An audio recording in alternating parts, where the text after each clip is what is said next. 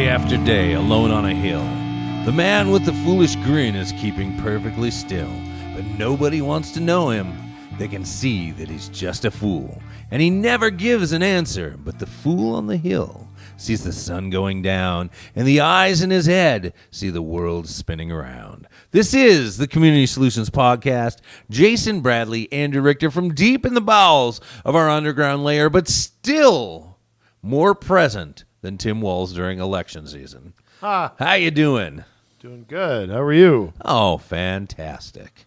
Really? Oh, why not? Okay, I lied. I'm not doing fantastic. Why? No, I'm kidding. It's just it'll be another Debbie Downer show, so I'm just kind of getting ready for that. Jay, Yes. the song, I might get this one right. Yeah, you might. I'm going to say it's those three guys with Paul McCartney. Okay. Is it The Foot on the Hill or whatever? I know I've heard it. I Yeah. think it's a Beatles song. Yeah, Fool on the Hill, the Beatles. Yeah. Yoo-hoo! Yeah, Fool on the Hill, the Beatles. That's good. Up in that percentage, baby. Maybe we will have to do 500 shows because Yeah. then maybe I'll get up to like 25%. Maybe. Beatles had a lot of songs. I can keep going back to that well over and over. 8 days a week. What else did they sing? Can't Buy, one of the greatest movies, 80s movies of all time. Can't Buy Me Love. I actually tried to do that. That's how I bought it. You tried to buy love? No, I didn't get Oh. Cindy Mancini. I got a TV. That's how I got a TV. Okay. So I saved all my money and Yes. thought my dad was going to throw me out the front door, but when I came Yeah? home, but there was a Radio Shack in Crystal. I probably told this story. I know where that was. It was over in the little strip mall Yep. there. And yeah. And my parents, we had one TV in the house, and I hated it. And my dad would, like Yeah. Al Bundy, he'd fall asleep with the remote in his shorts. And I'd say, then the channel would change. But I wanted a TV. They wouldn't let me have one, so I saved up my lawn mowing money. I mowed a couple of lawns, and I got like a little allowance for it. And there was a lady from our church. I mowed her lawn because she had skin cancer and couldn't stay outside for a long time. Yeah. And there was one other person too. Saved all my money. Went to Radio Shack. This is in 1991. Yeah. Because I used to listen to the Twins game. I had a radio, and I'd have to listen to of course, the 91 Twins. Right. And I went about 2 weeks before school started. Because in ninth grade, we couldn't do football practice early. Mm-hmm. I thought August would be all football, but because the other high schools did not have 9 through 12, they were still junior highs. Yeah. They wouldn't let us practice before the season started. So I had all this time, and I didn't realize, I thought I'd have football practice, and I didn't. So I went and bought a TV. Of course, I didn't understand that there was cables and all that. Right. It got no reception. So you had the rabbit ears with the tinfoil, right? and Yeah. I got part of Channel 4, a little of Channel 9, no cable. And Right. that's when my dad realized, because I could hear him and my mom arguing through the laundry chute, Yeah. because they were so mad at me that I did this. And so finally my dad agreed to put a cable up there. Yeah. And Wow. he said 1 semester of no honor roll, and I'm getting your mom's hedge clippers, and I'm snipping that cable. Yeah. And I remember he like faked doing it a few times because you could see it going up. There was like a back up to the loft where my room was, and he'd go up there. What did you say? And he would pretend to snip them. Yeah, whatever you want. So I finally got a TV when I was in high school. So Yeah, our kids have it so different, you know. oh my goodness, it's incredible! You know, I was watching with my youngest. We were watching We Are Marshall, and so at the beginning, Oh, okay, you know, Matthew McConaughey has he's got the rabbit ears. He's putting the tinfoil on. And I had to have this discussion with him about, okay, so this is what he's doing here. We actually used to have the antennas out of the back of the TVs, and if we couldn't get the reception good enough, you know, we'd try to make the antenna bigger with things like tinfoil. Up at our cabin, Yeah. I can remember we got 1 channel or 2 channels that were good. Yeah. And we had this dial that we had to turn towards Duluth because WDIO and Yes. which is the ABC affiliate, Yep. all came out of Duluth. And KBJR, I think, was That's CBS. NBC. Oh, NBC? Yeah. Okay, so we had to, it would go off once in a while. I'd have to move. And I remember during the 87 World Series, because I remember that weekend when we brought the dock in Yeah. before game 1, and I had to, my Uncle Mike was like, oh, no, stand right there. You just don't move. And I'm like, okay. And then he's just watching the game. And I'm like, hey, Mike, my armpit itches. Yeah, well, scratch it later. Scratch it during the commercial. So I had to stand, like, hold or something like that. And I'll tell you, our satellite dish up there, when my Uncle Mark retired there, was a problem sometimes because snow would get on it or things would fall. We'd have to go up there and clean it, or we couldn't get So things have to. Kids, they don't. I mean, here's the thing, too. This is what I love, okay? It feels so Stone Age. I feel like I grew up like with the Flintstones. Yeah. Like we've gone through that in our lifetime. Like remember ESPN used to have the little ticker every half hour that would update the scores? No, you could just go on your phone. You could just, it'd be like, okay, what's going on in the other NFL games? And you'd have to wait for the ticker at the bottom and top of the hour. So it was scoring fantasy football by hand. We should get my buddy Nick in here and tell our stories. We wouldn't know if we won or not till the next day. Wow. Just totally different. I know, just everything's different. And that, your Walkman with the worn out Vanilla Ice and Roxette tapes. Yeah, I had Walkmans. I had tape and the CD ones. Yeah. CD. Oh, I thought CDs were like the coolest thing in the world. Oh, absolutely. You mean I could skip song? I could go to the beginning of a song. Right. Remember my best, Kevin, my best friend. He was like, "Oh yeah, dude, look at this," and we were like, "You got one for Christmas or something." We had like 3 CDs total. I did. I had 2 when I first got my CD player. Yeah, it was Van Halen 2 and Living Colors Vivid. Well, I just remember. You remember the Now albums, or like the Billboard? Ones? Just a bunch of hits. Yeah. Well, it was like top songs of 1989 or something like that. And I remember that was one of them. And I think we had the first Pearl Jam or something, 10 or Verses. I don't remember which one was the first one, but 10. Like 90, 91 that came out. So it was like, oh man, that was the greatest thing. But anyway, I digest. Okay, folks, I do that. News of the day, Jay. Yes. You been around for the news of the day? I don't know. Yeah, you're never. Miss Tulsi Gabbard officially leaving the Democratic Party. I heard that with a statement today. I heard a statement stronger than 95% of Republicans I've ever read. And I'll say this: I mean, I respect her. I have my issues with her on other issues, right? And I don't quite buy totally into the anti-war stuff. But here's her statement. And I want to get your reaction. Did you hear her statement, or did you? I did not. Okay. Tucker Carlson read it, and she did write it on Twitter. So I'm quoting Ms. Gabbard directly. Okay. Can no longer remain in today's Democratic Party that is now under the complete control of elitist cabal of warmongers driven by cowardly wokeness who divide us by radicalizing every issue and stoking anti-white racism, actively work to undermine our God-given freedoms, and are hostile to people of faith and spirituality, demonize the police and protect criminals at the expense of law-abiding citizens, believe in open borders, weaponize the national security state to go after political opponents, and above all else, dragging us ever closer to a nuclear war. I believe in a government that is of, by, and for the people. Unfortunately, today's Democratic Party does not. Instead, it stands for government of, by, and for the powerful elite. I'm calling on my fellow common sense, independent-minded Democrats to join me. Wow. Anything you disagree with there, James? No, nothing I disagree with in there. And like you say, there are other issues where I don't agree with her, but generally she is pretty good on America as a nation.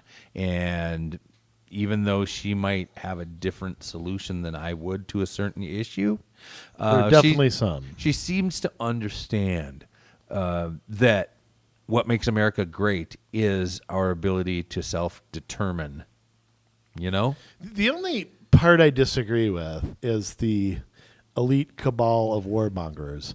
I would argue both parties have that. Oh, yes. And I would argue that that's nothing new. I mean, that's just me. Right. I would say that existed 100 years ago. Yeah. Well, and she's specifically talking about the Democrat Party here. So, I mean, I agree with that. But you're right. Both parties have this problem. You've got, on one side, I was going to say Harry Reid. He's been gone. Is he still alive? No, I don't know if he's alive I don't think he is. You got your Chuck Schumers, your Nancy Pelosi's, all that stuff on the other side. You got your Mitch McConnells, your Lindsey Grahams, your Liz Cheney's, and even though at times where it seems like they don't agree with each other, in the end, when it comes to certain things, they do. And you've got people. Harry Reid did pass away December 28th, 2021. That's what I thought I heard, yeah.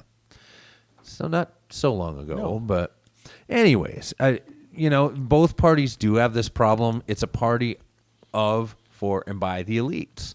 And it's why nothing seems to get done other than things that bring us backwards as a nation. Because really, I don't think either party, when you look at the elites, neither party are against what's going on with the World Economic Forum and the transfer of power with the Great Reset. Of course not. They benefit from it. Right. They benefit from it because they're in on all of the banks and they have spouses that have lucrative foreign contracts and Foundations. Yeah. And so really, you've got a handful of people. You've got Tulsi Gabbard on one side. You've got your Mike Lees and Ted Cruz's on the other side. Rand Paul's. And I don't mean to interrupt you, but is there a way that they can all work together on these issues, even if they disagree on, the abortion issue, or they disagree on? And one thing I don't want is like a bunch of parties to come up. Yeah. Why can't, look at it this way. Go back to, neither party is I hate saying big tent party, but if you go back to the 1980s and look at the Democratic Party, right, and maybe this is what Tulsi Gabbard's referring to, you had a wide range of views on a lot of issues. Mm-hmm. Look at I'll pick on a guy like Dick Gephardt. Comes to Congress, votes for the Reagan tax cuts, he's pro-life. What happens to Dick Gephardt? Well, two things happen. One, he wants higher office. Two, the party starts changing. Yeah. Instead of being who he was and saying, hey, I agree with you on these 20 issues and I disagree with you on these 5, he starts changing to doing what he has to do to keep his seat, keep the fundraising coming and all that. Right. How do you buck that system? We've seen it on the other way too. Mitt Romney saying, I'm going to be the left of Ted Kennedy on abortion and blah, blah, blah. I'm not sure if Ted Kennedy ever had a right turn signal on his car or his driver, I should say. Hopefully he never drove. We know what happened when he did. Yeah. Could Mitt Romney have had an epiphany on an issue like that? Sure. But why does that always coincide with wanting a higher office? Right. Now, look, to me, the reason I bring up an issue like that is that's an issue. That's not like voting for a tax cut. Mm-hmm. That's an issue that is the deep core of somebody. Right. And so it's kind of like to change that is kind of, but how do you avoid that? Like, it just seems like you can't work with anybody for any reason that you disagree on anything with. Well, I think part of it is because there are so many elites. You have the AOC wing of the, and then you've got the Mitch McConnell wing of the Republican Party, which seems to have a chokehold on it. You've got issues where, we can sit down and quibble about, what's the right amount to tax the people of America. I'm going to believe it's a lot less than somebody who is to the left of me. We can also sit down and have that argument about, well, when does life enter a person? Because nobody really knows, but I believe it's right away. And you're going to have other people that believe, well, maybe it's, 8 weeks down the line or 12 weeks down the line. We can have that discussion. But those people aren't being given a voice because now it's like you're going to allow abortion up till and after the birthday. And anyone who says anything different is an extremist. You are going to allow for the trans rights movement to overtake everything, and you're going to step aside. And if you don't, you're an extremist. You get run over or silenced. So But when did that? I just don't understand. Why are people so afraid to engage in a debate about something? I mean, debates should be celebrated. If we were all the same, this would be one boring world. Right. Like Dr. Phil always says, no matter how flat you make a pancake, there's always another side. So, I mean, I think the reason why is because common sense and normal people, if they were to sit down and talk about reasonable limits on abortion, if they were to sit down and talk about reasonable levels of taxes, if they were to sit down and talk about what is the reasonable amount of our sovereignty to give away to companies and other countries, I think that most people would land in a certain range, but it does not agree with what the elites want. And they have to shut down dissent, because if they can't shut down dissent, they cannot implement their plans, because the bulk of America isn't going to go for it. They may not agree on these things here, but they agree enough that they know they don't want that. Yeah, I'll tell you what else needs to really happen is we have got to, I've never felt stronger about repealing the Senate amendment. United States Senate is a despicable place. It's millionaires club. Yep. It's where the elite, literally, it's like their Bilderberg headquarters is the United States Senate. I mean, if you don't have $50 million, you can't be a senator. I mean that's extreme. Yeah. But if you don't gain the favor of Mitch McConnell or Chuck Schumer, you're not going to get the money for your campaign that you need to be able to run a good self-finance. Yeah. I'll tell you another problem that we have, and this is another problem, and I know I'm going way off subject here. Another problem are these we have to find a way, and I think this goes with both parties being 50-state parties, because one party rule is always bad. Yeah. It leads to corruption. It leads to nobody challenging you. And I think you have to have that. You have to have that to keep somebody focused on why they're there in the first place. And you look into these House races.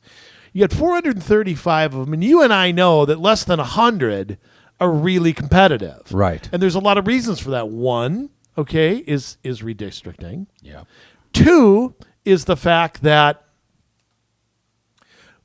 the Democrats have abandoned rural America. Republicans have abandoned big cities. Yep.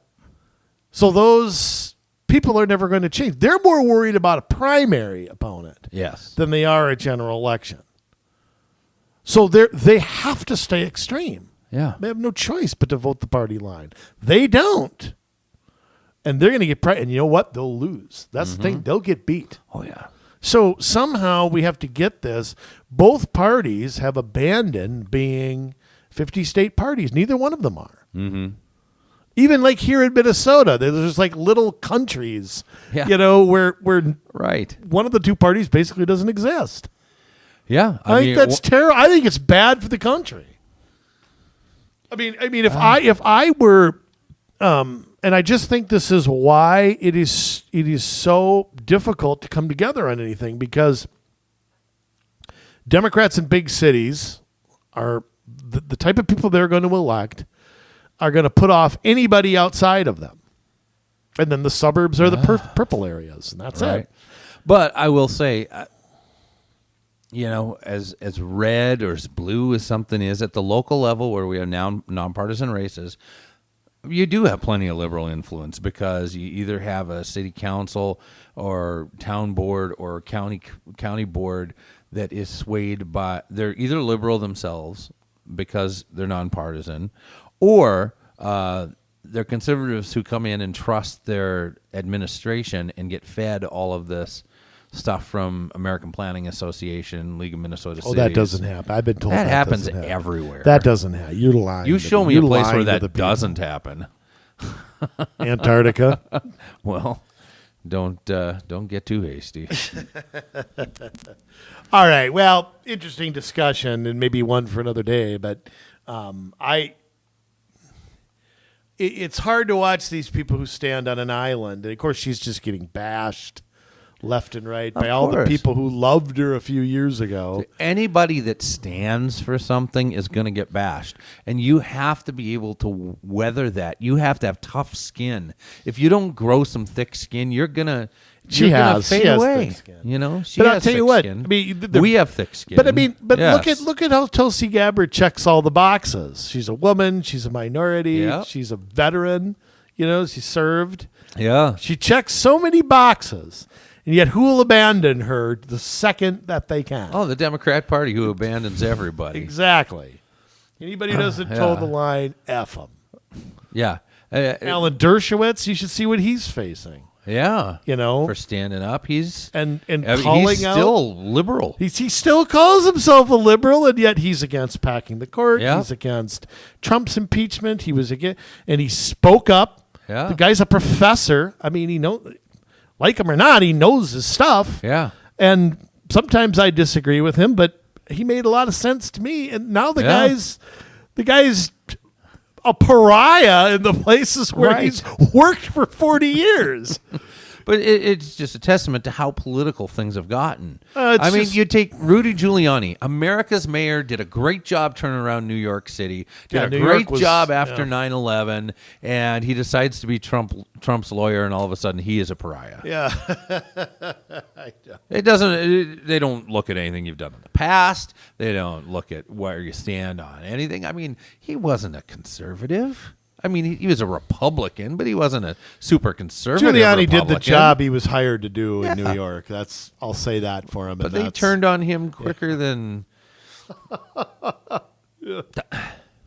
I know. It's just.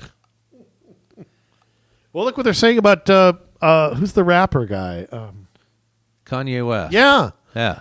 I mean, I'll tell you what. You want an interesting conversation? Okay. I know it's like 2 hours long, just to throw it out there, but he sat down with Tucker Carlson Yeah. for what was supposed to be a half-an-hour interview, and they talked for 2 hours. Wow.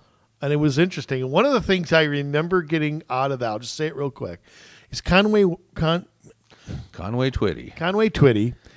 West, Kanye West Yes. said that he supported President Trump and felt like he couldn't say it. He's like, I say anything I want to with my music. Yeah. I got all the money. And I felt like I couldn't say out loud who I was going to. He goes, if I can't say who I'm going to vote for, Yeah. I mean, what the hell? Where am I? But he was advised to say nothing. He was advised to. And Kanye West is like, I speak out on this issue and this issue, and nobody says a word. Yep. But the second I want to vote one time, or 2 times in this case, Yeah. I'm told, oh, nope, can't say that. Can't do that. We'll come, blah, blah, blah, blah, blah, blah. It's just, I mean, that's just. And I think it speaks to the fear of repercussions of having a certain point of view that isn't with whatever the garbage that's getting promoted by Washington. Yeah. And it's just too bad. I mean, he said something like, "Is this what I'm going to tell my kids? That's the country we live in, where Yeah. somebody can't have an honest discussion." But we're not or- having honest discussions, Andrew. You have Kanye West, who is identifying conservatively and wants to speak about it and can't. And then you've got Ralph Northam, who dresses up either in a Ku Klux Klan outfit or blackface. We don't know which one. And he's supported. Yeah, I'm sorry, Nathan Bedford Forrest. That's all I can say. He was a Democrat. That mindset, it might look a little different today. They might put a little different lipstick on the pig, but the pig's still in the party. oink oink, baby. Now you know he was related to Forrest Gump. Now, don't you? Right. Whatever. All right. I was born at night, not last night. Oh, okay. All right. All right. Off to a worser subject. And yes, folks, it does get worse. Yes. Oh boy. Jay. The torture you put me through. Oh, dude, I went through some bad stuff too with this. You didn't tell me to grab an air sickness bag before I started. Well, I can't tell you everything up front. You just have to. You just have to deal with some of this. I went through a whole roll and a half of Tums. Well, That beat me. I went through a roll and a quarter. Yes. Look, we've spent many times talking about schools on the show, what we think should be done, trying to tell you what we've learned, so on and so forth. There is an election coming up, unfortunately, for all of us who live in 281. And I'll tell you, you and I watched this forum that they had. I've been reading up on the candidates. Now, you know, Jay, that I wrote in 3 naughty names, which I won't repeat here last time. And let me jump in quick. Even though we're talking about this forum from 281, this is happening everywhere. And so it really benefits you to listen to this podcast because you can go back and listen to the forums for your own school district. Same things are happening. Doesn't matter if you live in the city, doesn't matter if you're in the suburbs, doesn't matter if you're in a rural area. These kinds of people are getting elected to and making similar changes in every school district in the state, almost bar none. I guarantee it. And I'm going to tell you this. Here's the tragedy of this. Having an election, you'd think we would maybe change something. Yeah. You know, having an election, maybe you'd think that we would have some differences of opinion and have. And I love how there's like change candidates running, but I can't distinguish between who's a change and who ain't no change. I can't tell you. I've got a little change to run my campaign. I don't know. It is. don't know. It is a Debbie Downer. By the way, you can go to ardale.org. Yes. And follow the links to the school board, and that actually has this League of Women Vipers voters forum on there. It was about an hour and a half long. I know it's long, but it's, folks, I'm telling you, it's educational. It is a special kind of stupid. There are 4 seats. This is the bad part. Okay, here's the real bad part. And I don't understand what happened here because there are 7 people running, but only 6 showed up to this forum. And I'll get everybody's names. I might vote for the 7th. Well, I'll get everybody's names here Yes. in a little bit. I want to first just kind of let everybody know that, okay, of the 7 seats, there are a couple people not running again. David Boone and Mike Herring. David Boone, is he related to Daniel? Maybe. Okay. I thought it was Boone Avenue. I thought it was maybe. related to Boone Avenue. Maybe. They are not running. So there are 2 open seats. Just to let everybody know, there are 2 open seats. And then this person, this beauty who got appointed, Sharon Brooks Green, another one of your girlfriends, Dave. Oh, my word. Her and Steve Sant are, Steve Sant happens to be the vice chair, are running for another term. The other people on there, Helen Baskett, Greta Becker Evans, or Evans Becker, and John Vento are not up for election. Just an FYI on that, just to set the stage. Whatever. Like it matters. Well, I mean, I like to tell the people who are there, you're right, like Right. it matters. It don't frickin' matter. Challengers include, well, hold on, because my computer's a little slow here. Where is the dang...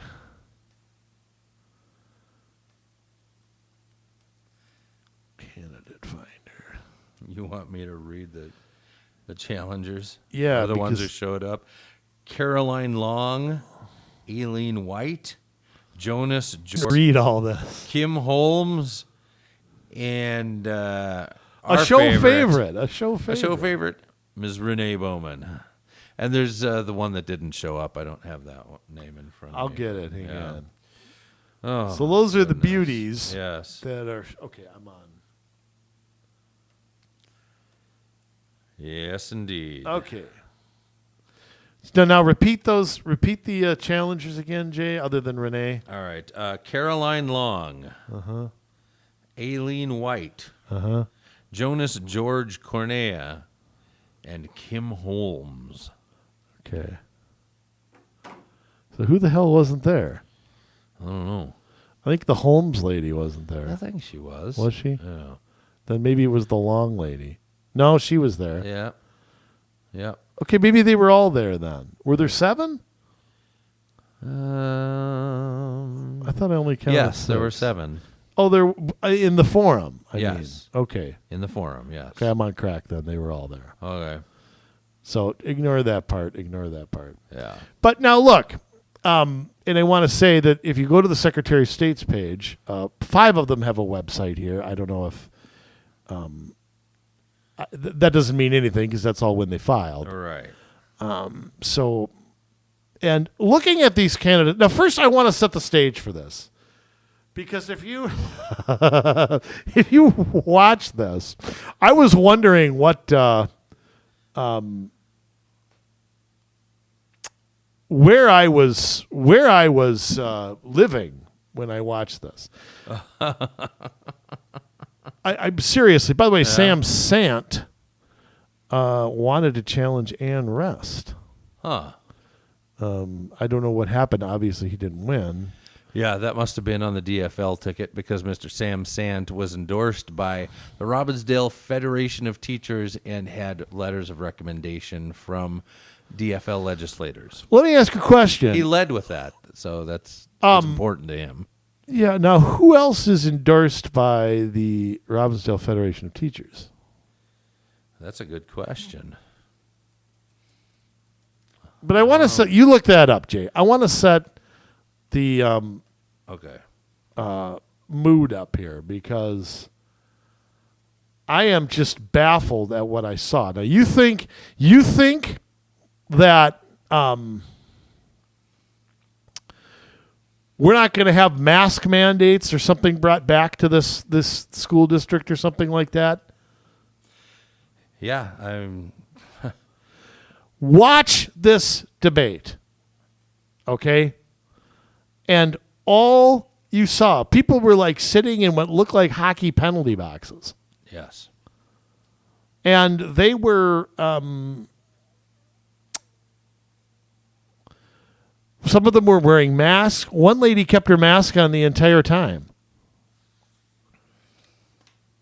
Yes, she did. So it was, by the way, there's a write-up from it on at the Sun Post here under or hometownsource.com. They did have a really, really riveting write-up. Mm-hmm. But I want to take these people one by one, Jay. First off, just what do you take? You watched it. Oh, yes. Unfortunately, I did too. What was your take from it? What stood out? Give me a couple things that stood out to you. We're dead.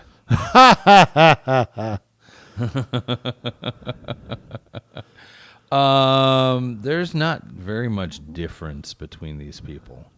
Really, you could vote for just about any of them, and you'll end up with the same stuff. They're all in favor of equity. They're all in favor of all the woke crap that we say is happening in the schools. None of them, they all share a single brain. None of them seem to think independently. I guess maybe Nene financially has a couple different things to say, but she definitely is seasoned. She's been doing this a lot longer than her counterparts there. So she is able to maybe put a more cogent argument together, even though we both know, and all of our listeners know, that she is off the board nuts when it comes to the social stuff. Yeah.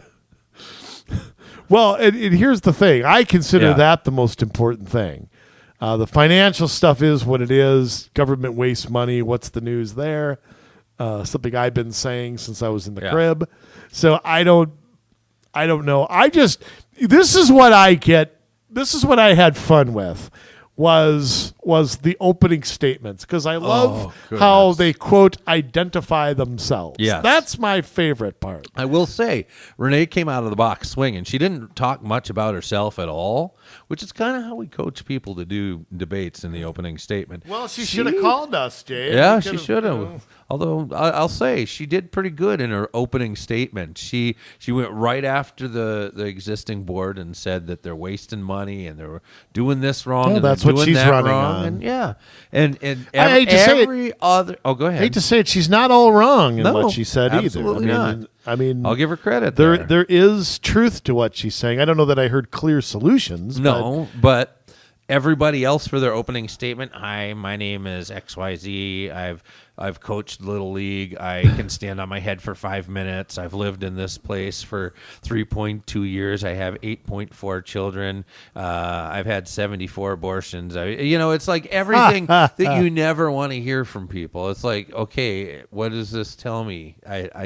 I'm not asking you for a date. I'm asking you to make decisions on my behalf.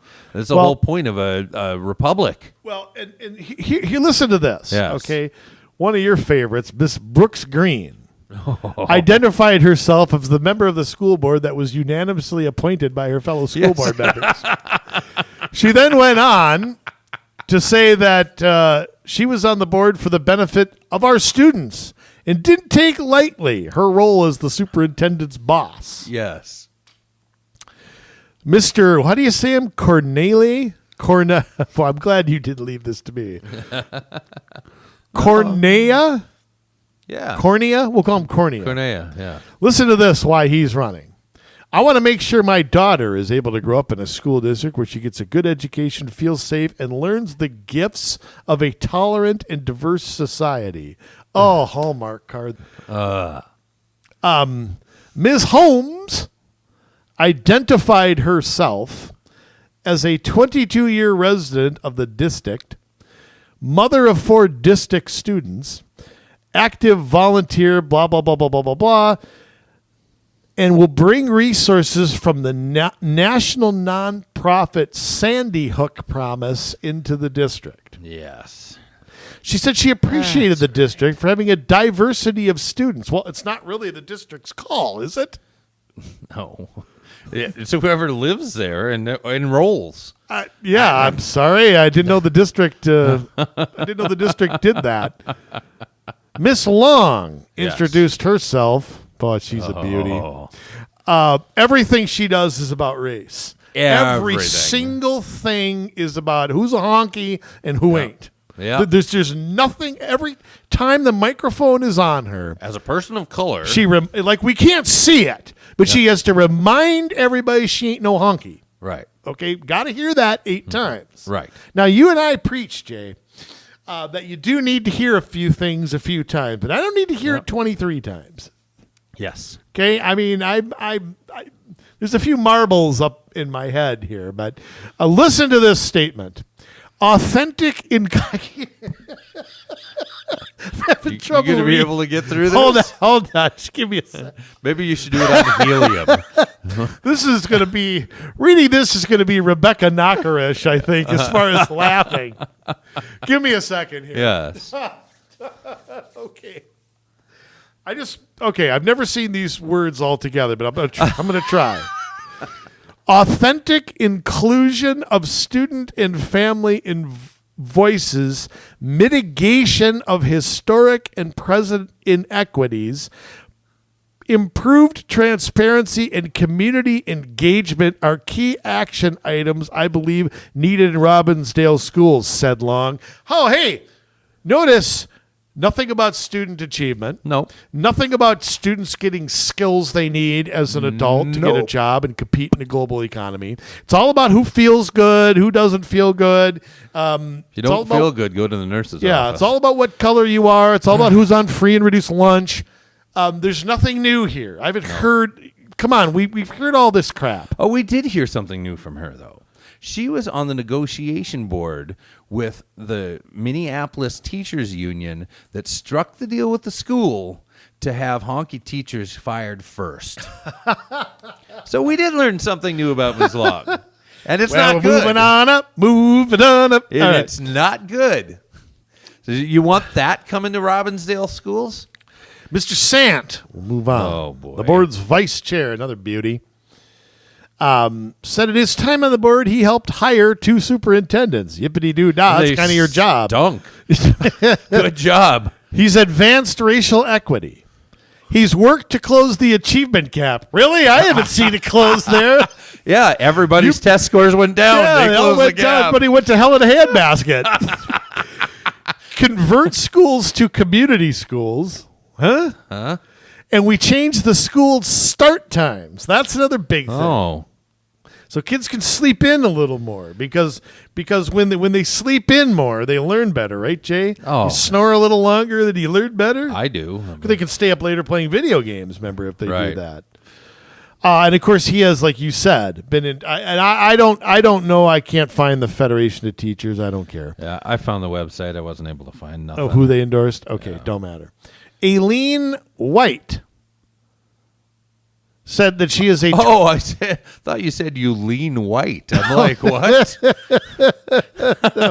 Is it Aileen her first name? Yes, Okay. yes, it is. Sorry. Said that she was a 21-year Yes. parent of the district and a 10-year district employee. Well, that's not a conflict of interest. Yeah.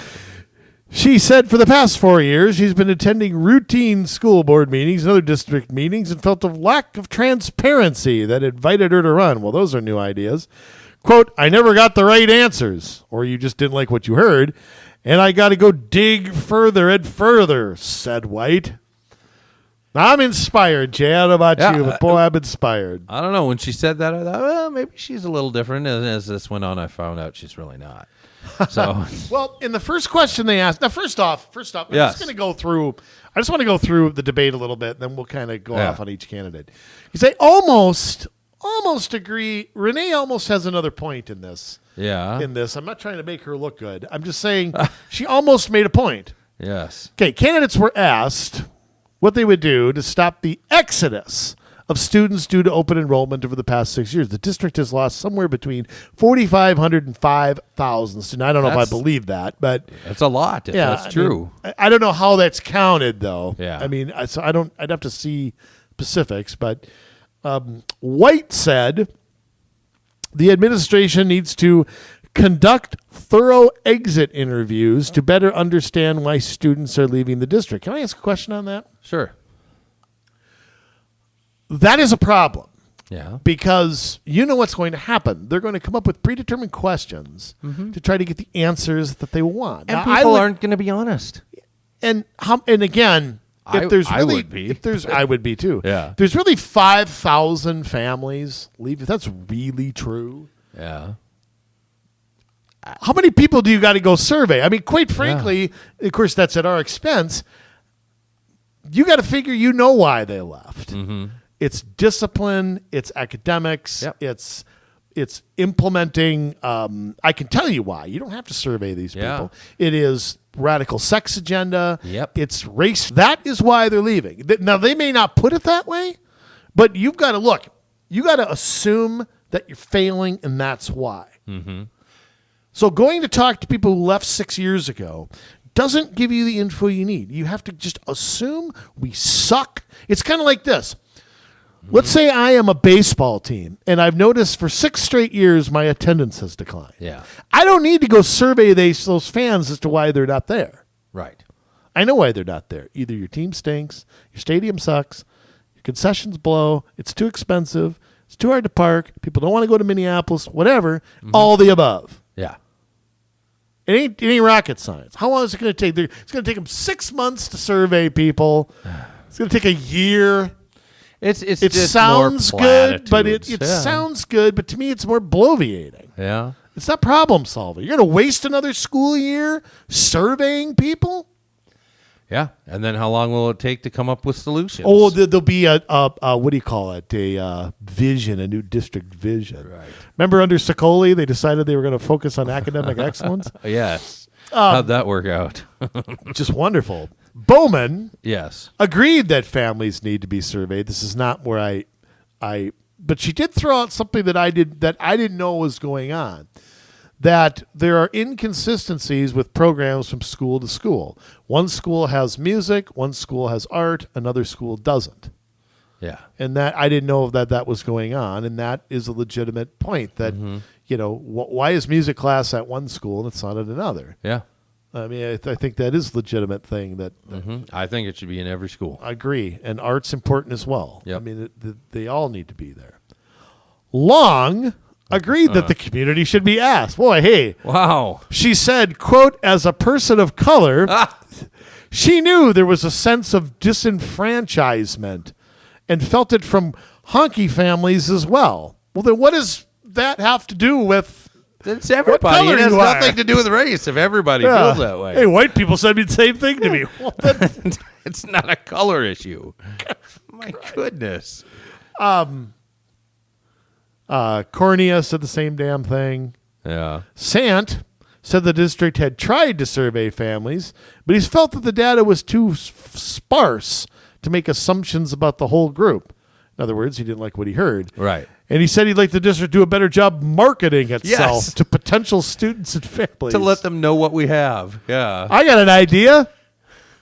Do better in education. How about that? There's a good thing What to are you market. gonna What are you gonna do? You gonna run YouTube ads or something? What does that mean? Market the district. District 281. We've got trans bathrooms. That's right. We're gonna brand it or Yes. something. Oh, boy. Here's Yes. here's another one. Brooks Green Yes. said that she agreed with Sant. Surprise, surprise. Yeah. The district has a lot to offer and should market itself. She said that open enrollment was a two-way door and marketing could increase interest from families outside the district. They're going to go recruit outside the district. All right. Zeta, you want to take these schools? We'll go to Hopkins again. Hey, I know. Let's hit up to Tino Grace and Breck School and any of you guys having trouble keeping up here at these fancy pants schools, you come on over to 281. We'll take That's care right, of baby. you. 281. We'll screw up better than anybody. Holmes said she was flabbergasted that the district did not have good data, I guess if you're in England, on why students left the district because it was a long-standing issue, but she believed it was a symptom of poor representation on the school board, difficulty of getting kids into magnet programs, and the solution was not a matter of advertising. Okay, I'll agree with the last part, but not with anything else. Yeah. Let me tell you, my kid was in a magnet program. It wasn't too great neither. What was that, Jay? The fair school? Yeah. Now, what is that? Can you explain? I think people have heard of it. It's an arts magnet. So it was first part of the I think it was part of 281, and then it became part of the interdistrict school district or whatever. Yeah, I remember that. Yeah, and the then- old Hosterman was still there. Yeah, and then it made its way back into 281, and so it's all about acting and music and art and whatever, but it's still just as woke as 7 o'clock in the morning. So it's I'm sorry. I have to go over one more thing. Okay. I shouldn't laugh. This is not funny. Okay. Candidate were asked about the budget. I want Yeah. to get your Okay. reaction. Yes. Here's what Cornea said.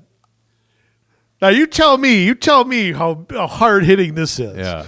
He would prioritize funding equitable policies, mental health support, and planning toward a future busing system switch.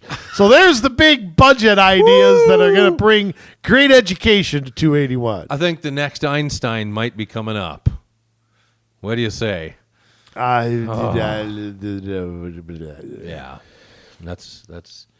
That was one of the term papers that came out of 281 right there. Yeah, read that verbatim.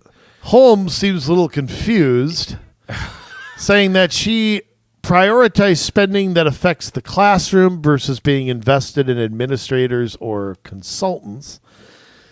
She didn't understand how the district employed 5 senior administrators and its communications and marketing team, yet outsourced public relations and marketing work. Okay, legitimate point there. senior administrators. None of them are working for $35K. No.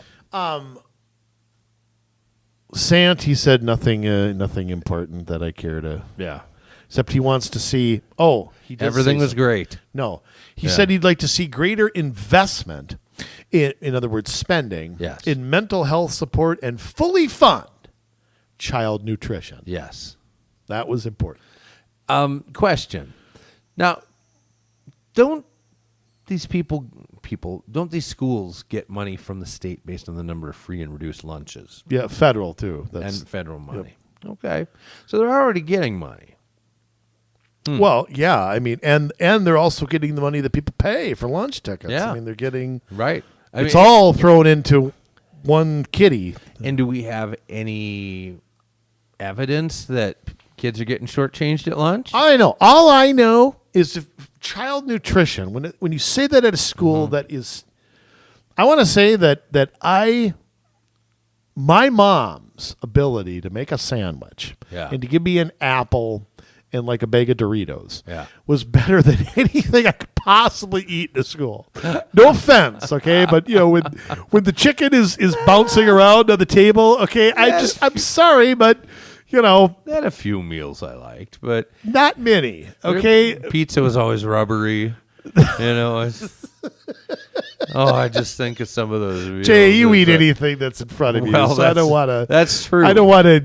Let's not With be a few- Let's not be too. with a few limitations. That's mostly very true. few limitations. Yeah. Okay, it's got to be Okay. dead. Well, okay, so yeah, I don't eat live things. Yeah, no live frog legs I'm or not a big anything. fan of eggplant or hummus or things like that. But, for me, it's mushrooms and black olives. Oh, You I get that love off of those. anything. put those on a pizza. Oh my God! Anyways, Make me sick. yeah. Yeah, but what I'm saying is that Yes. my mom back then for like a 75 cents gave me a better lunch than I could possibly have here. Yeah. Well, this is what I don't get, though. I mean, this was a big issue for Michelle Obama when she was the first lady. And I don't know how things really changed for the better, with all of the federal push then. I don't know what you're going to do to make them better. He didn't say anything about making them palatable. He just said that they need to something about nutrition. Well, come on. I mean, is this a food shelf here or is this a school? Well, it's both. Well, I mean, during the pandemic, weren't they but I giving can't- kids 3 squares? I don't know, but we can't be responsible for making sure every kid has a full stomach. That's not our problem. No, it's really not. I mean, and But- I don't mean that as uncaring, unfeeling, and all that crap. Right. But breakfast, lunch, and dinner cannot be dependent on the school. Every school serves breakfast and lunch. That's just the way it is now. Okay. Yeah. That's, Bowman had some interesting things to say here. yes. Bowman This is said for she- one semi-strong area. Bowman said I don't know how much I agree Yeah. with what she says, though. Said that she wanted to get the budget under control and increase the power of the Financial Advisory Council. I see that as a problem. It could be. Because to me, the word advisory and power don't Yeah. go together. I mean, they can't have the power and you have the power. Right. I mean, I think it's a fair point, and she's made it before, that maybe they're not listening. But again, you got an advisory board. Look, when I was on the planning commission, the council didn't always do what I wanted. Right. It's life. Somebody has to say yes or no to something. Ultimately, she said she wanted to create and disseminate budget documentation that made sense so the district community could make sense of it. Yeah. She talked about making it easy to read for anybody. And There is some, but I'll say this to You Renee. show me. Yeah. That's not all the district's fault. The state forces the district to have these buckets of money. That Yeah. really is not the call. She's not wrong when she says that, because I can't just look, Jay, you and I have read 1,000 budgets, and one Yeah. thing I'll say about all of them is they're written in Hebrew. I can't make sense of a lot of them. It's hard. You have Yeah. to know what to look for. You have to know what the key words are, and it is legitimate to say that, but I can't completely blame the board for that, because they are forced under state law to make these buckets of money and to have a operating side and they're forced to have a maintenance side. Yep. That's not their call. No. But I think what they can do is charge their finance department with, hey, you need to make a summary that makes it easy to understand. Yeah, 3 pages long or 2 pages long, and not. It's that simple. Yeah. I like the pie charts; those Yeah. are good things too. I think there is legitimacy of that, but I think it's anyway. Green Brooks Green. There seemed to be a lack of awareness with the community members when it came to the budget. Oh, okay. So I guess we were supposed to do it ourselves. And the Financial Advisory Council got high ratings for its reporting from the state auditor. Yeah. I got news for you. The state auditor is asleep at the wheel. Yes. State auditor couldn't find Robbinsdale on a map. Sorry, Julie Blah, but you haven't earned a cent of your money. So that's just But she also would like investment in school safety, mental health, and to pay off student debt. Huh? That's not that's not a taxpayer's duty to pay somebody else's student debt off. What in tarnation? Yeah. That's almost as bad as what is Patsy Green, right? Wanting to build housing for students. That was Sherry Tyrell. Sherry close enough. Tyrell, yeah. It's the same thing. Long Yeah. said that Robbinsdale Schools wasn't the only district to struggle with finances. Oh, everybody else is as bad as them. Yeah. And she called particular attention to special education not receiving adequate funding from the government. She agreed that money should be invested. There's that word again. I hate that. In a way that was closest to students and opposed to administration. Okay, well. Eileen White says something interesting here. White says that as a former auditor herself, she supports the district conducting a zero-based budget. Oh. She That's said something we've talked about. She said that priorities need to be the classroom, the teacher, then the school, then the administration. Yes. Okay, interesting. Oh.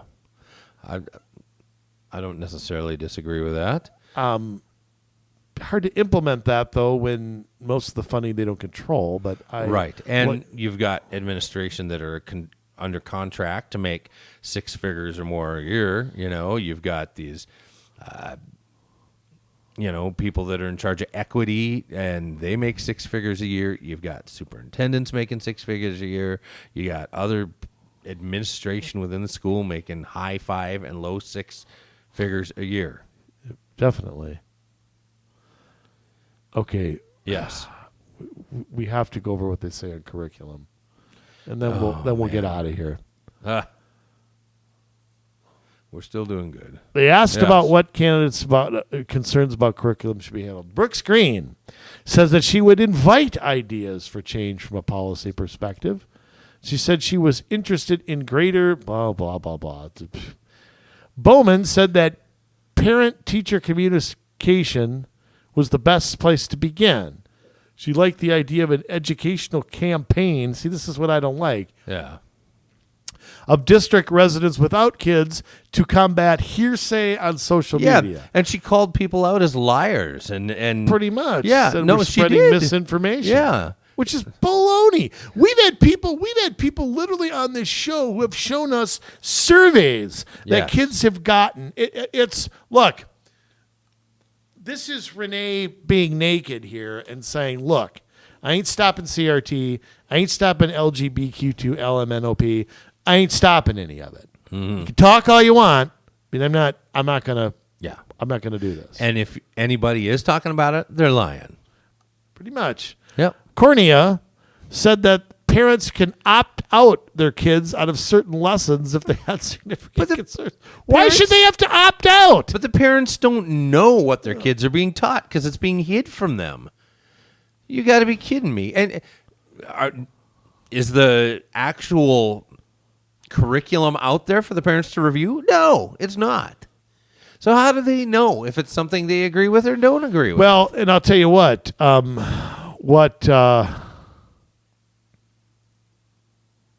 Miss Holmes says here is really telling. Yes. She, quote, won't micromanage lesson plans. I'm sorry, but curriculum is one of your top responsibilities, Absolutely. lady. You don't have that choice. Absolutely. And let me tell you something. If there was something Republican in those plans, she would micromanage it in a heartbeat. Yes. So if they were teaching anti-gay marriage stuff, if they were teaching something, Christopher Columbus stuff, she'd micromanage it in a heartbeat. So why? Absolutely. She claims critical race theory was not being taught. Obviously, you don't know what the hell that is. Yeah, it's coming in under the guise of social emotional learning, which I know is in Robbinsdale schools. That is the chassis that delivers the critical race theory, the LGBTQ theory, all the trans curriculum, all comes on the chassis of social emotional learning. Yeah. I was getting my letter to the editor going, Jay. Blah, blah, blah. Sant, oh, God, said he supports having conversations and wouldn't support banning certain books, particularly on culturally relevant topics. What does he mean by that? Oh, he means LGBTQ LMNOP people and different perspectives from history. And we all know what that means. Yes. Anti-white stuff. Right. Anti-George Washington stuff. Anti-Thomas Jefferson stuff. Right. All of that crap. That's what he means. What if I want to put the Bible back into really. The school libraries? You tell me you're going to be all right with that? You're not going to ban that? Prove it. Put your money where your mouth is, big shot. You're in office right now. You have an opportunity. Let's see it. Okay. Yeah. Jonas Corneliu. What? Cornea? Yes. Just to let you know. Yeah. He is supported by the Minnesota DFL and endorsed by the Robbinsdale Federation of Teachers. He is as well. Yes. Wow. It's on his website. Well, we know Jonas for 281. We know 3 out of the 4 that are gonna win. Well, and you see the values. Yes. Inclusivity, equity, bullying. That's the thing he talks about. It's all over his website. You can see it.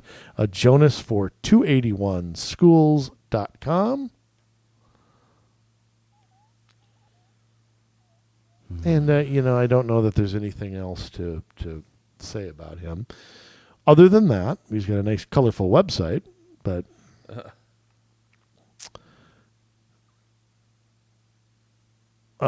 Kim Holmes, you can find her at... This is the one who had a mask on her face the whole time. Kim Holmes for 281.com. Let me see some highlights, if you want to call them that. She rips on the busing stuff, which we didn't really go into. I don't know that there's a good answer there, but...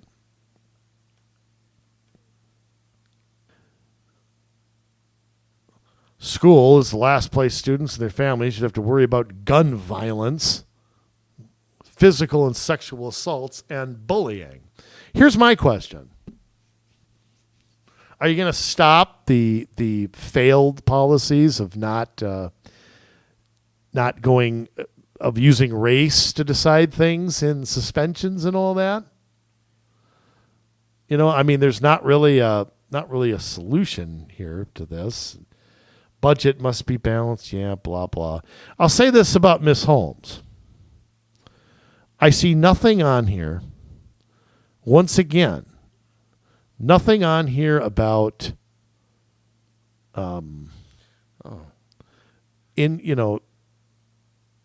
students doing better, nothing about, increases in test scores or graduation rates. There's really no ideas there, Jay. Yeah, not really. All right, let's get to your girlfriend, Caroline Long. Oh, she's a person of color. Did you know that? I heard. I heard about it. You can find her, Caroline Long, for ardaileschoolboard.com. Way too long of a website, Jay. Yeah. You can't have a website that long.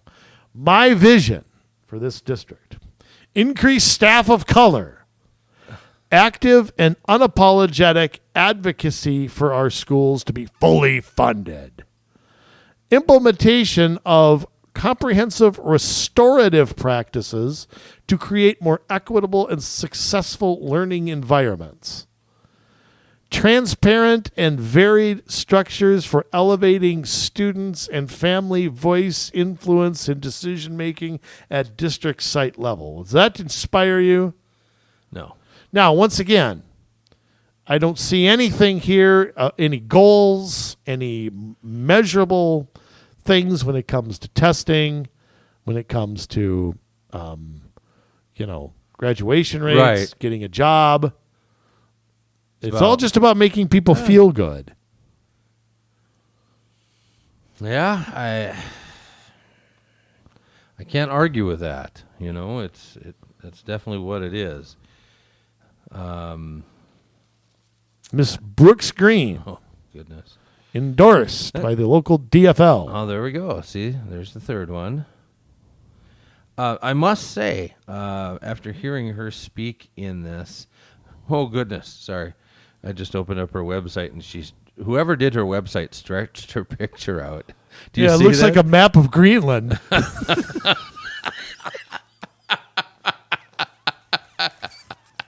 Greenland's stretched Yeah, out on a. it's never the right shape because it's up near the top of the world, right? That's exactly what that looks like. See, there's Denmark way down in the corner. Anyway, You're terrible. So, God, you're terrible. in introducing herself, it was all about her education and how she got her master's and she was going for a doctorate. I have never heard somebody that threw in more important words that didn't seem to mean exactly what she was using them for, creating new words that didn't exist. By the way- and yes, misusing other words than this lady. Can I say Yes. something, too, about her website? Okay. Robbinsdale Federation teachers endorsed her as well. Of course they did. Oh, no, they didn't. Not yet. And I don't see that on her website, actually. Sorry. She just had a conversation with them. This is about Sharon Brooks Green, personal life, current memberships, all these Rotary clubs and stuff. I don't see anything. I don't see any platform. I don't see any. Yeah, home, contact us, and events is all that's in the menu. It says who endorsed her. Out front, Minnesota Action, of course, yes. She's got her pledge. Personal life, matriarch of large family, proud dog mom. When people say that just drives me up the wall. She authored a book, The Other Side of the Wall. Apparently, she was listening to Pink Floyd and had an experience. I don't know. Volunteer with American Red Cross, lifetime learning. We read all that. Nature lover, team player, good humored. I don't see anything she stands for on here. That's donate. She stands for that, I'm sure. One thing from the debates that she did bring up here that stuck out to me is team player. There was a question about that. What do you do when you Oh, I remember that. Yeah. when you disagree with somebody? And they were like, well, yeah, it's good to have healthy debate, but you all got to come together at the end and be good team players. We You know did what? it together. If I was on that school board, I would never come into agreement and be a team player with when it came to issues like CRT, putting trans bathrooms in the schools, the lack of discipline that is causing kids not to be able to learn, the unruly behavior that's happening in the halls and outside and inside the schools, the parents that come and cause disruption. I would never, ever, ever, ever, ever agree and just be a team player when there are such glaring things that are wrong. Now, there are some issues where maybe, okay, well, this is what it is. But I'd say 95% of issues, I would not be able to sit down and grin and bear it. Yeah, I mean, how do I compromise with somebody who thinks an 8-year-old can declare their own gender? Where's the middle ground there, Jay? There's no middle ground. They could do it on Tuesdays and Thursdays. I mean, what? I would never compromise. And if you think a parent shouldn't know about it, I would go to that parent's house myself and tell them about it. I'm not gonna. sit down for this kind of stuff anymore. But you've got a whole slate of people there running for these offices that are just fine with it. Ah. Well, we got to look at Renee's Okay. Jay, because it's just Sorry for the little rant. But no. I mean, I forgot about that question, and I remember that. Mm-hmm. Renee spends a lot of her time on finances, and she has to. If people knew how she felt about other things, they'd never vote for her. yeah, I guess, but I mean, I think it's very wordy and very hard to follow. One thing you have to do in a campaign, and Renee, take this for what it's worth from your favorite person on earth, but what do we preach, Dave? 2 or 3 themes, simple things to understand. Yeah. If you've got to spend pages explaining it, it's going to go right over people's heads. Yeah. And I'm sorry, it just is. And when I look at this, just listen to this list of issues. I'm just going to read the list, not what she wrote about it, just Okay. the list. Current board blames COVID and other external factors for failures, hostile work environment, loss of safe and healthy learning environment. The board continues to reject questions about building safety, loss of programs, reduction of graduation credit requirements, drop the use of letter grades, lack of commitment, hostility toward the community, loss of community trust. I support adult basic education.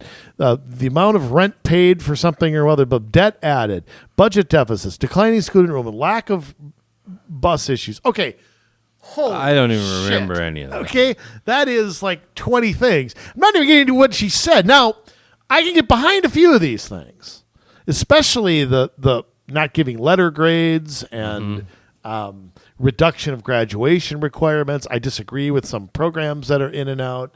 Adult education, by the way, that's a state government mandate. They have to provide a GED program, especially a district of their side. I know nothing about hostility to the community. I know, declining enrollment. I mean, yeah, okay. I think that's been a problem for a long, long time. I don't think that's something soon.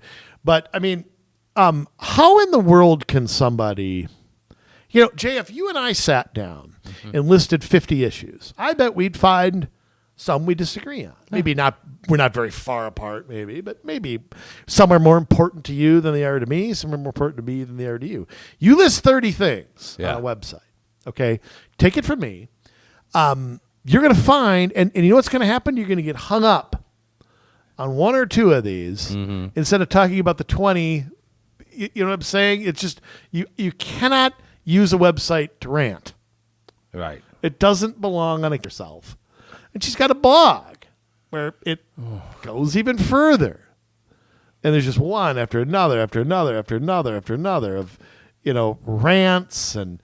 But keep in mind, though, I mean, this is the same Renee Bowman that told you if you don't like what they were doing in Crystal, you could go move to the middle of nowhere. Same Renee Bowman that called a black candidate for city council a Republican with 3 Ks in it. Yeah. The same one that applauded and approved of a candidate that was running for city council that told her, or that said on her Facebook page, she reserves the right to clothesline any kids that scare her dogs. This is the same Renee Bowman that calls people Trumpsters and says every nasty thing in the book about anybody that disagrees with her. Little Jeffy Kolb, little Andy Richter.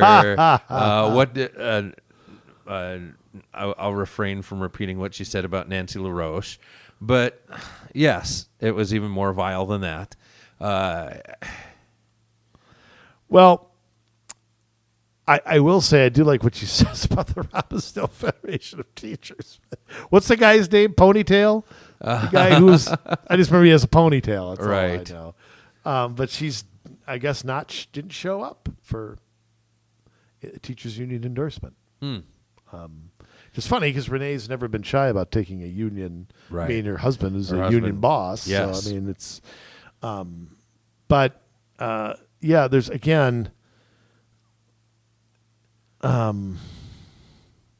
It's just listen to this, too. Yeah. This is something she says. School directors hold non-partitran seats. Oh. That's kind of a Partitran. misspelling, don't you think? Yeah. Patrician. Patrician seats. I don't know. What DFL knows this and should not endorse school board candidates. She spells partisan right after this. Nonpartisan seats should be that. Nonpartisan. Well, Renee, with all due respect, you've not been shy about taking a DFL endorsement before, but Yep. it's okay. This time they endorsed 5 candidates for 4 seats, which makes no sense. What is their point when they endorse anyone who shows up? Yeah. Okay. Well, I guess they should know to add. Okay, that's fine. But again, I just too much ranting on here. Even her page on solutions is just rant and rant and rant. If I printed this out, folks, it would be pages, and you can't rant like this. And she has, the equity and all this stuff in there too. Not as out front as other people do, but I know. but it's she there. believes it. Exactly. She absolutely does. She does say some decent things about discipline, but I'm still not sure how she differentiates from anybody.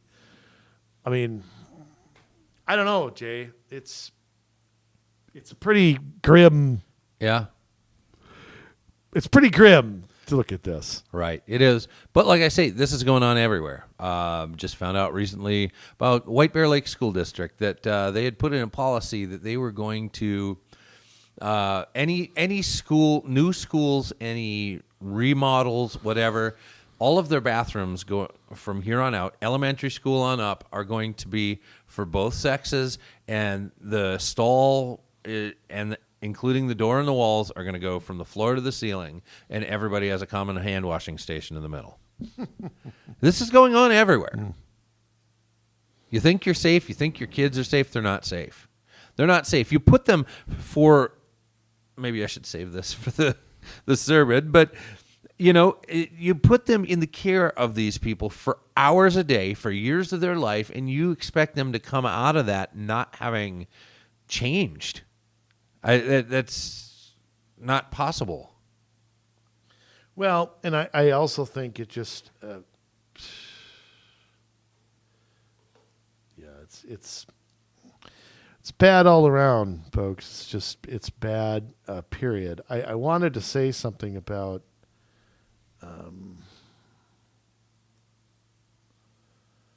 the topics for the MEA conference coming up. You want to know why this stuff's everywhere? Here's the topics. We've done a whole show We on this have, and it before. hasn't changed. Oh boy, bet it's gotten worse. It is Supreme Court decisions, climate change, cultural appropriateness, equity through anti-bias education, how to combat disinformation, and creating gender inclusivity. Those are the topics for the MEA conference. Yeah, these are the classes you get to go get continuing education for so that you can get your license, and it's all just a bunch of garbage. And a bunch of it doesn't even have to do with education. Supreme Court, that should be taught in civics class, and I have a fear that if they're teaching it at all, they're distorting this last Supreme Court session and what has happened with the appointment of the last. Well, Ketanji Brown excluded, the last 3 Supreme Court justices. And what I would like to see too is where's this leaker? Yeah. This who committed a felony, I'd like to say. I Yep. think with the intention of trying to intimidate the court to change their vote, which would have destroyed any credibility the Supreme Court has, Yep. and the majority knew that. But I'd like to know, have you read any of Justice Alito's writing on this? I would argue that if you really want to get into Justice Alito without saying it, does a great job of articulating originalist or constitutional thinking. And he's very good at it. And one of the things he talked about was how he isn't taking a stand against abortion, as he's basically saying this doesn't belong in front of the courts. This is why we have a 9th Amendment and a 10th Amendment, that this should be decided by the people and the states. Now, he uses some legalese terms and they can't make a decision that's 5 pages long and easy to read. They're lawyers, okay? Right. They just can't. But I would a great civics discussion would be comparing, say, the Roberts Court here to like the Warren Court of the 50s, or comparing the Marshall Court to the Roger Taney Court. I mean, that would be the great civics lessons to be taught. There's so much there to be learned from and studied. And the idea, we all know what they mean when they mean Supreme Court decision. They mean opposition to the Dobbs decision. That's what they're going to push. Yes. They're going to push. They're pushing race, sex, and the DFL. Yep. That's what this is. That's what this convention is. That's why you see the same things everywhere. It's the same unions. They're all subsidiaries of Education Minnesota. Robbinsdale Federation of Teachers, they're not independent by any means. Ponytail, he don't decide nothing. Okay? He takes his marching orders. Yes. All right? So, and they're way too close. They're way too political. And again, what do you see here? You see the same thing in what you see in the candidates here. You see the focus is on what? The focus is on feeling good and equity and who's white and who's on free and reduced lunch and who's got 1 arm and 3 eyes and 4 ears. I mean, that's that's all they care about is social stuff. Oh, by the way, if you learn how to count by the time you graduate, that's good too. Yeah. It's okay. It's overrated. I don't know. It's embarrassing. Yeah. It's when Renee is the most sane out of 7 people. By the way, Renee has endorsed Kim Holmes and Eileen White as her co-runners. Yes. So I guess they're a cabal. Okay. Still, there's one other seat out there that I guess she's not endorsing anybody for. So Right. look out for Miss Holmes and Miss White. Miss White doesn't have a website that I can find. Yeah, there wasn't one listed on the Secretary of State Yeah, website and that either. just means she might not have had one then. But Yeah. I'll look real quick. Oh. Yeah. Anything? No. Yeah. You can't be a serious candidate and not have a website in 2022. She does have a few letters to the editor. Yeah. out I mean, for that's her. good. People over 60 will see that you're alive and kicking, but yeah, I don't know. I don't understand. I don't understand the way people run campaigns. I don't understand. I think, I don't know. So many mistakes. And it's interesting, as seasoned as I said at the beginning that Renee was, that just there are so many mistakes when you look at her website. Well, when, again, she can't help herself but go on rants, and that's not helpful. yeah. I think it's easy to be critical, and I've been there. Okay, that's easy. But there's not. Just too much of it is bloviating, and the second anybody goes back at her, she's the victim all of a sudden, and that's a problem too. I mean, just to me that bothers me. I don't know.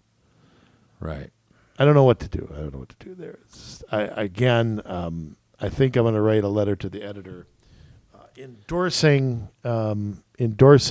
nothing, saying that we all should just vote for nobody. And that leads me to my choices. I've decided at least two names I'm gonna vote on. Do you say Seymour Butts? Nope. Absolutely not. None of the above. Oh, and anybody else but. none of the above might win. Yeah, that's right. Those are 2 I've decided I'm voting for in this race. So what? In fact, Jay, one of the things when we do my show, which we will do on election night. Yes. So I am going to spill the beans on everybody I voted for, and you might be surprised on a few. Yeah. I was going to say that right now because I'm leaning certain ways that I'm not going to divulge on the show, but you're voting for Wolsey Walls. that I'm not doing. It wasn't necessarily talking about that Yes. that race in particular, I know. but Other races, I have kind of reached decisions. And keep in mind, I have not voted for a Democrat since 1996. And we'll see if I keep that streak going or not. I will definitely keep that streak. I will not definitely. I will definitely keep that streak. I will go Constitution Party. I will go right in. I will, if I can find a libertarian candidate. All I wanted to say this. I want to renew my call again for those state races to be nonpartisan. It really bothers me that an auditor's race, which nobody knows jack crap about, is going to come down to who's endorsed by some. I think that's terrible. It is. It's just terrible. Nobody does any homework on it. All they do is vote party line. Same thing with the Secretary of State. They have a very specific job, and it has nothing to do with partisan. The Secretary of State doesn't make election law. Right. Yet they're arguing over election law. Neither one of them can make election law. That is up to the legislature and the governor. Their job's to carry it out. Yep. You're an administrator. You are an executor. Yeah, you're the head of a department. Yes. Attorney General is a little different, but It is. or it shouldn't be. I mean, the job's to enforce the law. That's Right. It not should that still be controversial. nonpartisan. I agree. You're not making law, you're enforcing the law. Exactly. But why do we have county attorney as a nonpartisan race, even though it's not in a lot of cases? But why is that a non-partisan race, but attorney general is a partisan race? Yeah. And when Why you can't figure, people just be judged on their merits? And when you figure, and I don't know if you knew this, but for the state pension funds, it's managed by 4 people. Do you know who those 4 people are? Oh, I don't, but I've heard of this, though. The governor. It's the executive council, right? It is. I don't know governor, who the lieutenant Secretary governor? of State, Oh. the attorney general, and the state auditor. Yeah, the 4 constitutional. Yep, those 4 people. And they just happen to all be from the same party. Well, they were all elected. I guess you could make that claim. Well, and they're all pushing the ESG stuff for investments, and so watch those investments tank. But you should. It's just another argument for those to be nonpartisan races, because then you're not putting people. You don't even know all of the repercussions from what you're doing when you vote a party ticket like that, and it can happen from either party. Yeah, of course it can. I mean, I just. This was a rough one, Jay. Hey, we had some good laughs. We did. I read some funny stuff. Almost Rebecca Knocker level. I think Map of Greenland kind of took it. It wasn't bad. I mean, it's amazing that what we come up with here.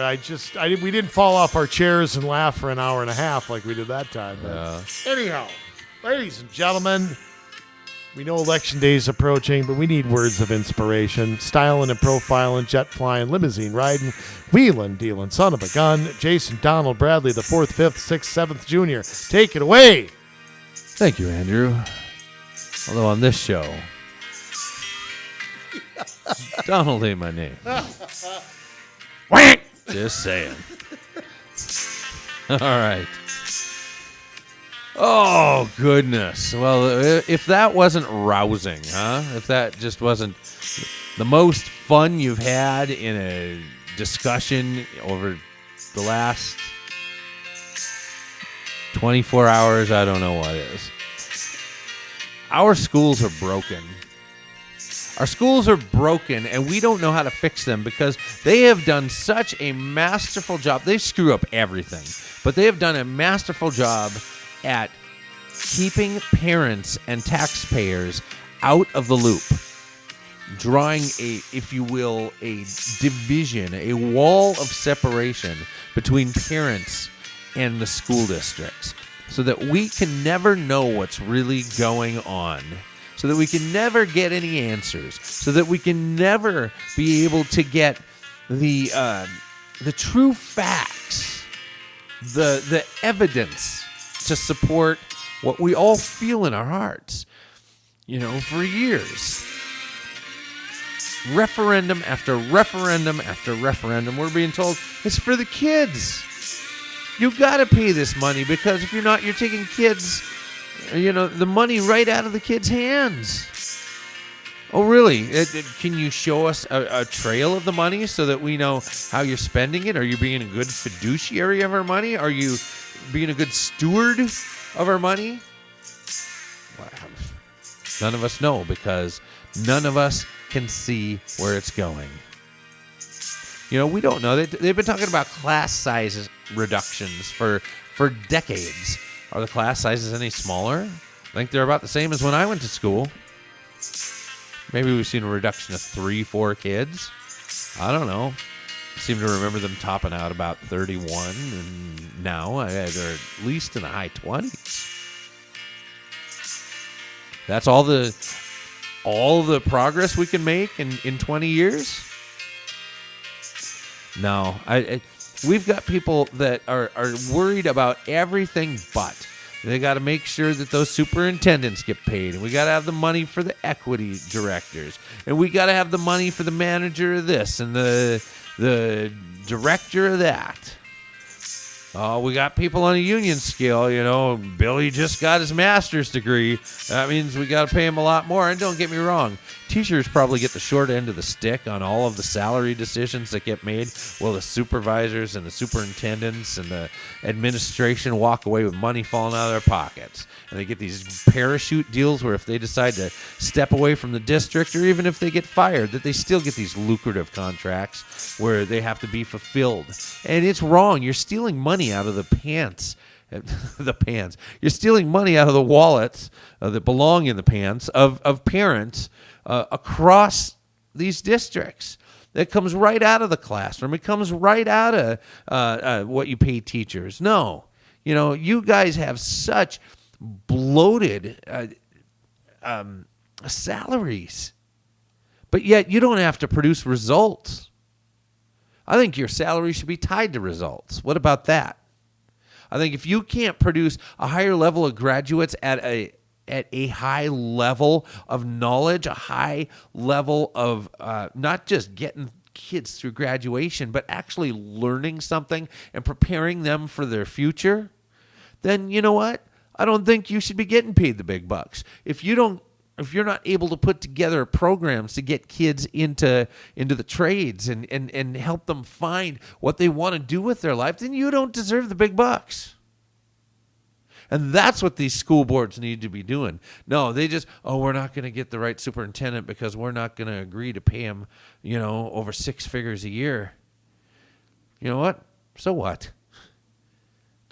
Let them wander and find some other sucker school district. Instead, you stand strong. You say, no, you know what? You're going to earn your pay, and this is how you're going to do it. We want results. We want to see that you're getting kids educated, focused on their future, and turning out good quality kids that don't have discipline problems, that don't have identity crises. No, you have one job. Take care of the kids that we give you in good faith for hours a day and years of their lives. That's it. And if you can't do it, then you should go find a different career. I am tired of watching these schools fall into ruins and disrepair because some highbrow doctor of humanities walks into a superintendent role and says, okay, this is going to be all about equity. This is going to be all about being equal. We're going to have these transgender bathrooms, and we're going to put child pornography in the school libraries, and we're going to screw up kids' identity, and we're going to... What are you doing? What are you doing? We're creating a system where kids get out of school and they don't get a leg up. They don't better their life. They leave confused. They leave thinking it's important to know how to demonstrate, how to do a walkout, how to cancel somebody that doesn't agree with them. We're failing. We're failing. It's that simple. And just like with anything else, I mean, we've been out of the loop. We've got 2 options. And I don't know which is the right one. One is to fill up school boards and advisory commissions and start making decisions that will actually do good things for our children. The other one is just to walk away from the public school system and start something new. I kind of like option 2. But there's a lot of kids that will be stuck in those public schools, and somebody's got to rescue them. Somebody's got to save our future. So what are we going to do? How are we going to handle it? That's where the real issue is. That's where the rubber meets the road, and we've got to start putting our heads together and coming up with ideas that are going to change the face of education. I don't think we can do it the way we've always done it. Even in the public schools, if we don't do something differently, we're just going to continue to keep getting the same result. Even our public schools, if we're going to stick with them, they have to radically change. They have to be 180 degrees different from anything else that is coming through right now. So we need you. We need you to step up. I realize elections are a month away. We're within a month of these elections, and if you're not in the game now, there's not a lot of change you're going to be able to make when it comes to creating policy. But what you can do is stand up and continue standing and never sit down until it's time to decide to run again. And I would argue that it's time to decide now that you're not going to let another election go by without standing, without running for something, without trying to save our children. We're here. We're here to help you set something up in advance. You can't wait till June or May of the year that you're going to run. You have to start planning a year in advance. So get a hold of us. COMMSolutionsMN@gmail.com. That's COMMSolutionsMN@gmail.com. And we will help. We have so much work to do. Andrew, how many school districts are there in Minnesota? Over 300. Over 300 districts in I don't Minnesota. remember an exact amount. 320, 350. Okay. There's a whole... Too many. Whole mess of them. And we got to do something about that. Too many odd year elections, too many at-larges. There's a lot of problems, I think, with it. A lot of work that we have to do. But it starts with you saying yes. So if you're thinking about running, let's have a conversation. You email us, COMMSolutionsMN@gmail.com. Otherwise, show up to these meetings. Do not let them do business in the dark. You show up to the meetings. You show up to the work meetings. You show up to any advisory commission meetings, and you let them know that you are watching them. And if they step out of line one bit, you're going to call them on it. You're going to put it in the paper. You're going to start a blog. You're going to do a podcast. You're going to tell the community on Facebook. You're going to go to Twitter. You're going to go to Instagram. It's all about going after the corruption, going after the wokeism, going after the shutting out of parents from their own child's education. But we've got to act as a team.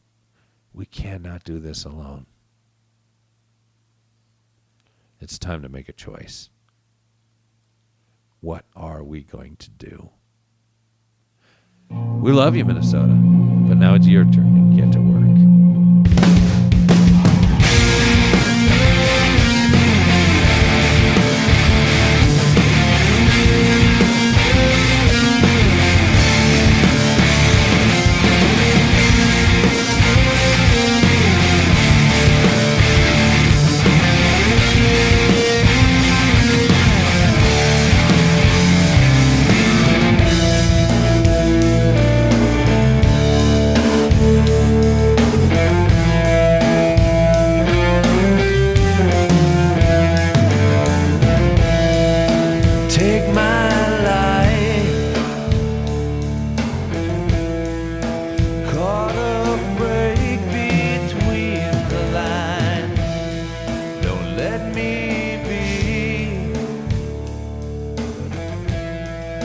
I get too caught up